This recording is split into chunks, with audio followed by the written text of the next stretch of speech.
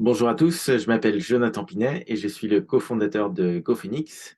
Chez GoPhoenix, nous accompagnons les individus à se reconvertir vers les métiers de la tech grâce à des parcours pour trouver sa voie, trouver sa formation et trouver un nouvel emploi. Aujourd'hui, dans ce podcast, j'ai le plaisir de recevoir Christopher. Bonjour Christopher. Bonjour Jonathan. Est-ce que tu pourrais commencer par te présenter et présenter ton parcours? Oui, donc je m'appelle Christopher, j'ai 33 ans. Pour faire synthétique, j'ai fait des études d'audiovisuel, obtenu une licence dans ce domaine. Euh, Suite à l'obtention de cette licence, j'ai essayé d'avoir le statut d'intermittent. Je n'ai pas réussi et pour des raisons tout simplement alimentaires. Je me suis un peu pas reconverti, mais j'ai travaillé pour de l'administration publique, des mutuelles, et je suis rentré en 2015 en tant que gestionnaire comptable, gestionnaire conseil à la CAF de Paris, où j'ai effectué des missions de contrôle de financement pour les associations de la ville de Paris.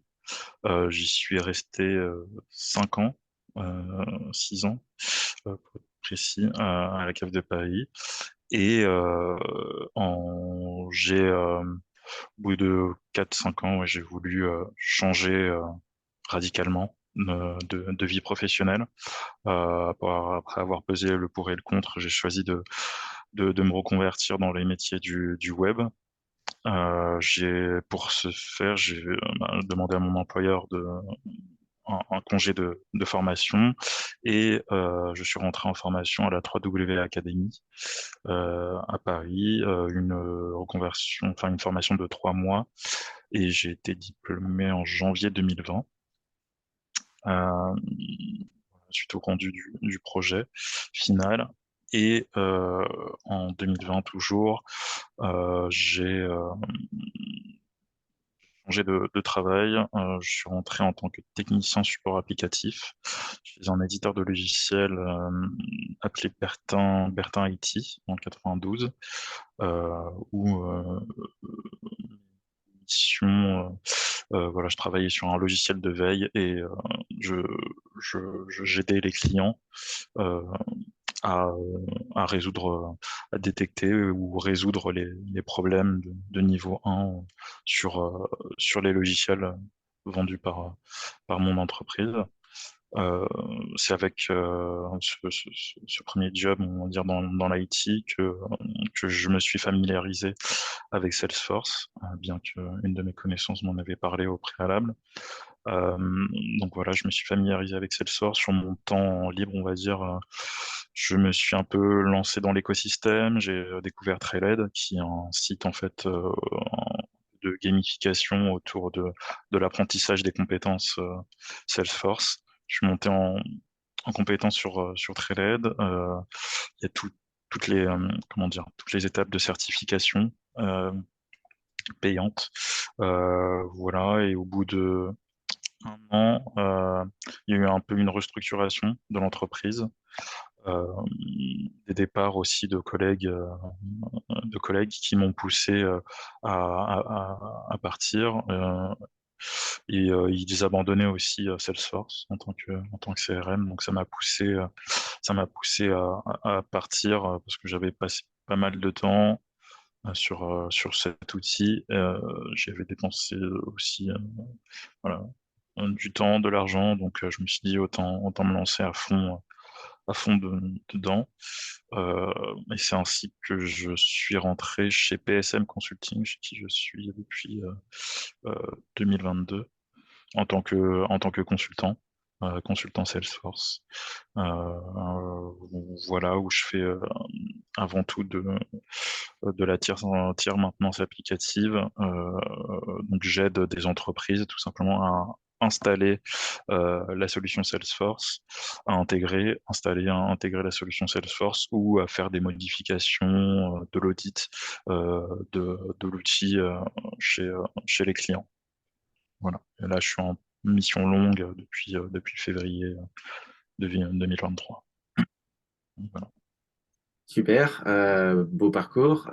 Donc, tu parles de Salesforce, c'est un CRM, un logiciel de relation client. Euh, Exactement. c'est la première fois qu'on reçoit quelqu'un qui exerce ce métier dans notre podcast. Est-ce que tu pourrais nous raconter en quoi ça consiste? En fait, un CRM, c'est comme tu l'as dit, Jonathan, c'est un outil d'aide enfin, de base de données de relation client. En fait, toutes les données clients vont transiter par ce CRM euh, et qui va permettre tout simplement à tous les services d'une entreprise de collaborer autour de ces données. On peut y enregistrer ses prospects, ses contacts, ses clients, les contrats. Il y a énormément, c'est comme une gigantesque base de données, hein, tout simplement. Énormément de possibilités. On peut y rédiger, enfin, oui, rédiger, confectionner ses rapports, euh, lancer des notifications. Il y a différents clouds, on va dire, différents services dans Salesforce. On a le marketing, donc c'est des outils qui vont nous aider à lancer des vraies campagnes marketing avec des emailing de masse. Euh, il y a la partie service sur lequel je suis spécialisé. Ça va être un peu tout ce qui est omnichannel, c'est-à-dire de la request. Par exemple, quand un client est mécontent, on a un service, on va dire, de téléphonie, de téléphonie dans une entreprise, un client mécontent qui nous appelle.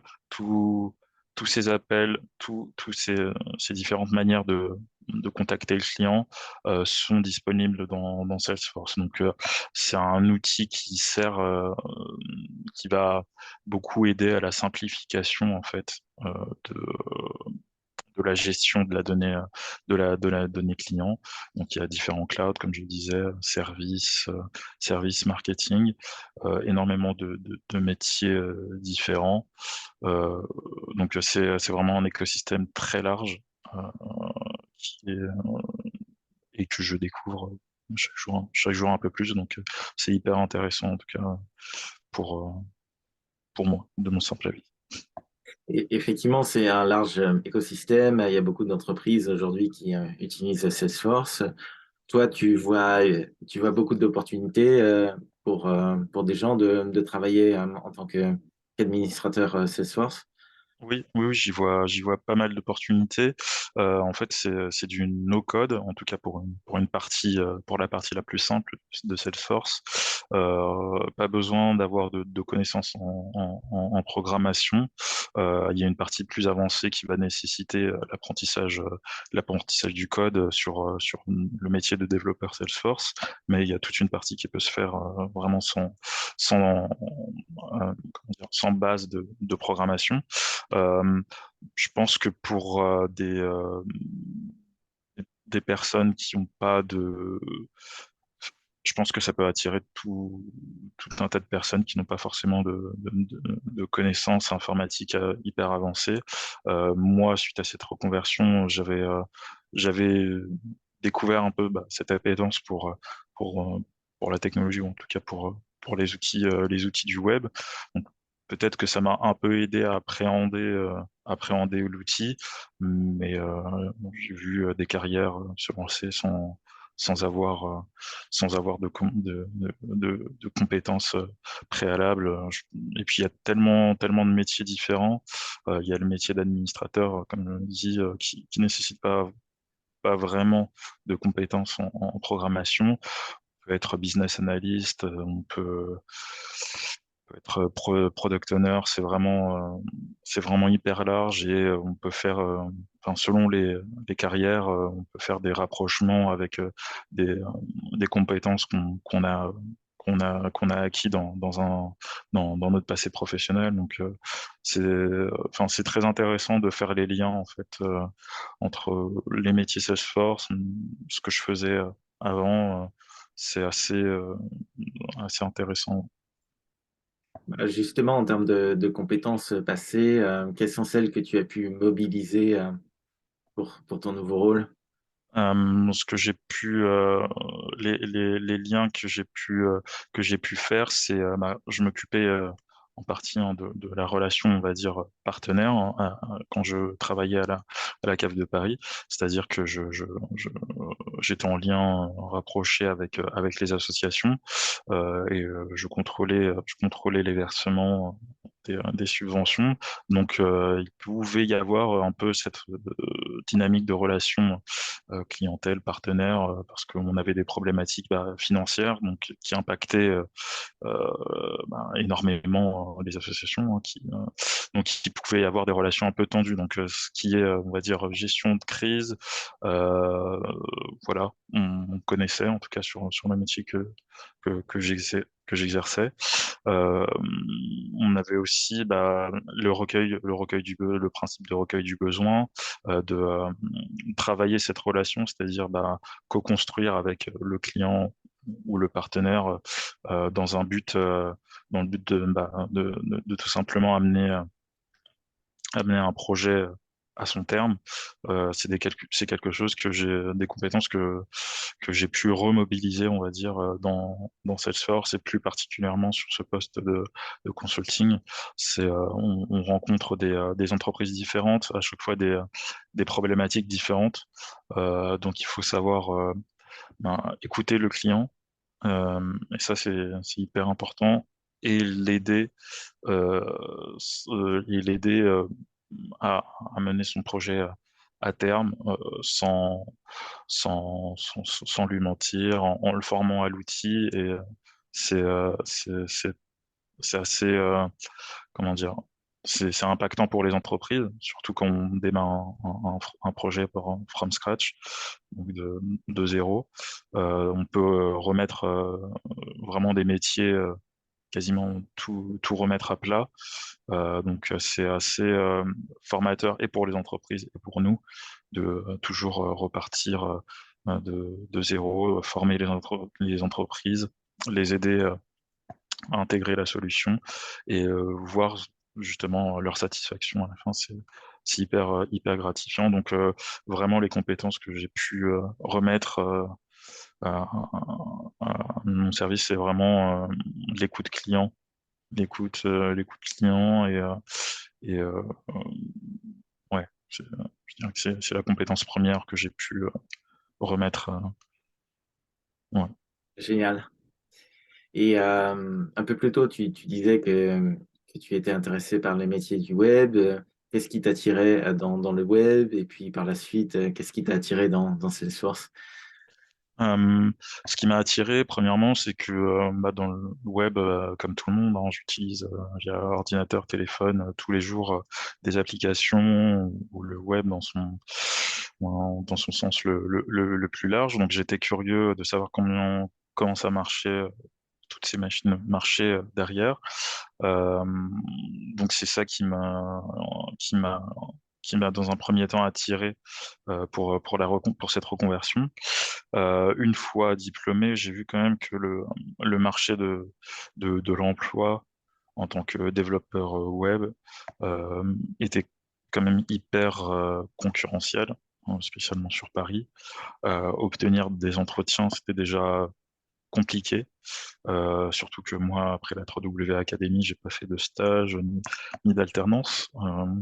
Donc c'était hyper compliqué, rien seulement d'obtenir des entretiens. Et puis, comme je le disais, un ami m'a parlé de cette technologie. Euh, je me suis rapidement inscrit sur Trailhead, surtout que Trailhead, c'est un programme qui est gratuit. Donc, j'y ai passé un certain temps.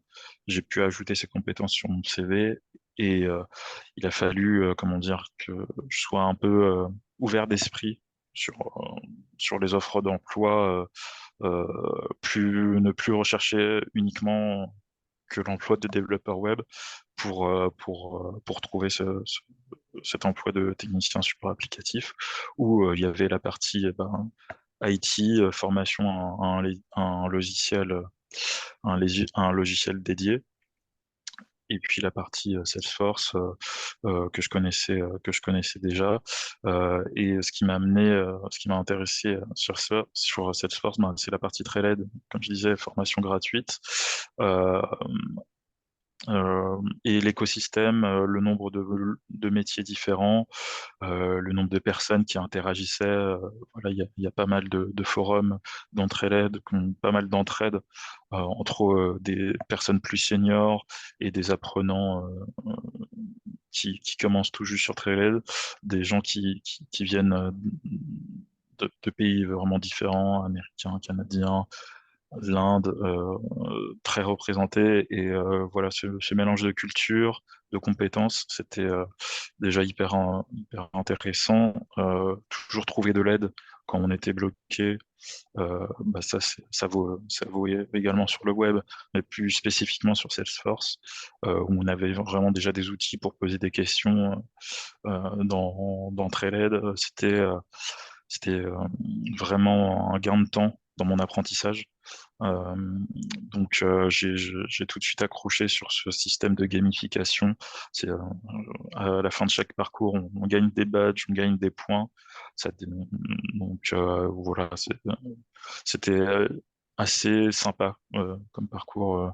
En tout cas au début, on voit son parcours évoluer et c'est vraiment top. Je trouve comme matière comment dire manière d'apprendre. Ouais, super.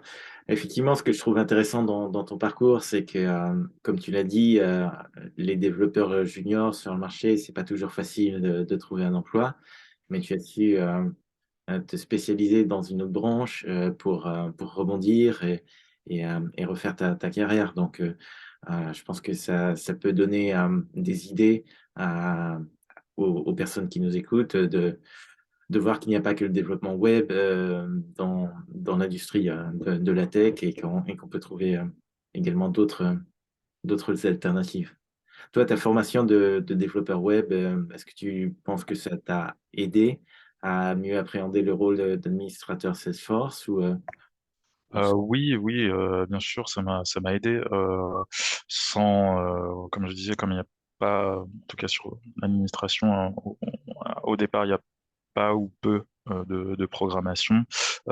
Juste être curieux, ça m'a appris à être curieux, tout simplement, à rechercher des solutions, de me débrouiller un peu par moi-même pour chercher des solutions à mes problématiques. Ça a amené, ça m'a, la formation de développeur web m'a aidé en ce sens, ne pas rester bloqué.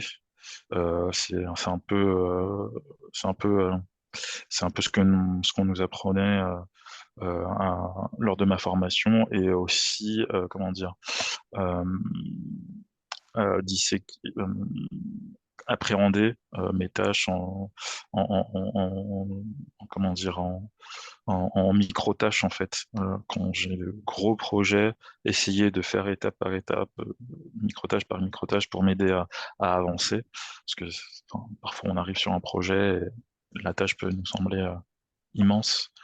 Et essayer d'avancer pas à pas de cette manière, de la manière dont on me l'a appris, ça m'a ça m'a pas mal aidé à comment dire à revenir un peu sur terre et un peu voilà à arriver à mener mes différents projets mes projets à terme. Ouais.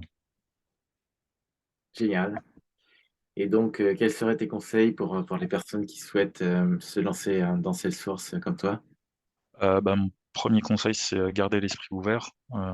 Garder l'esprit ouvert, pas forcément rester notamment dans la recherche d'emploi, pas forcément rester sur les termes développeur web ou intégrateur web. Il y a différents métiers, sans parler seulement de technicien support applicatif. Il y a différents métiers, il y a d'autres technologies. Il peut y avoir WordPress. On m'a pas mal parlé de Shopify. Voilà, sortir un peu du carcan développeur web, même si c'est avec les salaires, le nombre d'offres d'emploi, c'est forcément ce vers quoi on peut tendre à la fin de ces formations. Euh, voilà, garder l'esprit ouvert, pas hésiter, que ce soit sur LinkedIn, à poser des questions à d'autres personnes qui occupent des métiers. Moi, de ma petite expérience, les gens restent hyper ouvert aux questions quand j'ai des questions à un développeur ou un administrateur Salesforce. Avant de me lancer, ça peut être pas mal quand on est curieux juste ajouter quelqu'un, poser des questions. Les gens restent très, euh, les rapports sont assez cordiaux, donc tout se passe bien de ce côté. Voilà, donc être curieux et garder l'esprit ouvert. Puis et pas hésiter, c'est pas une fin en soi, je pense, euh, de décrocher un poste d'intégrateur, de développeur web. Il peut y avoir différents métiers, donc voilà, garder l'esprit ouvert. Je pense que si c'est si j'ai un conseil, c'est celui-ci. Et c'est le mot de la fin. Un grand merci, Christopher, pour ton témoignage. Merci à toi et puis bon courage à tous les élèves, toutes les personnes en reconversion.